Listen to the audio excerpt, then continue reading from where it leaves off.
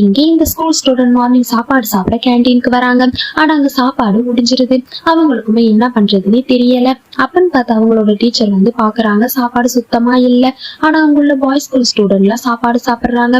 அந்த டீச்சருக்குமே கோபம் வந்து பாய்ஸ் ஸ்கூல் பிரின்சிபல் கிட்ட போய், நானும் தானே என்னோட ஸ்டூடெண்ட் சாப்பாடு சாப்பிட அமௌண்ட் கொடுக்குறேன், ஆனா உங்க ஸ்டூடெண்டே எல்லாத்தையும் சாப்பிட்றாங்க அப்படின்னு சொல்ல, அந்த பிரின்சிபலுமே உங்க ஸ்டூடெண்ட் மார்னிங் லேட்டா வராங்க, அவங்கள சீக்கிரமா வர சொல்லுங்க அப்படின்னு சொல்லிடுறாரு.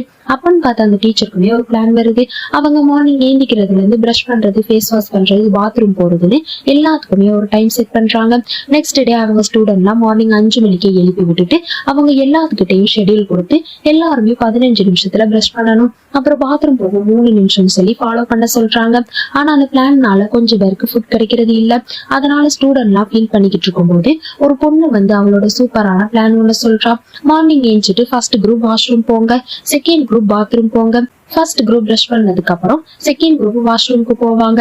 அப்ப நம்ம எல்லாத்துக்குமே சாப்பாடு கிடைக்கும்னு சொல்ல அந்த பிளான் எல்லாத்துக்குமே பிடிச்சு போயிருது.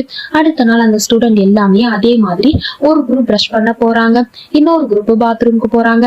ஃப்ரெஷ் அப் ஆன ஸ்டூடெண்ட் எல்லாமே 2 பவுல் எடுத்துட்டு போய் சாப்பாடு வாங்குறாங்க. அதனால எல்லா ஸ்டூடெண்ட்டுக்குமே சாப்பாடு கிடைக்குது. ஆனா பாய்ஸ் ஸ்கூல் ஸ்டூடெண்ட்டுக்கு சுத்தமா சாப்பாடு கிடைக்கல.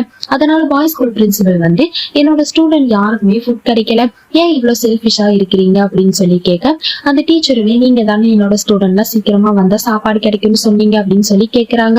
அவருக்குமே அப்பதான் புரிய வருது அவர் பண்ண தப்பு.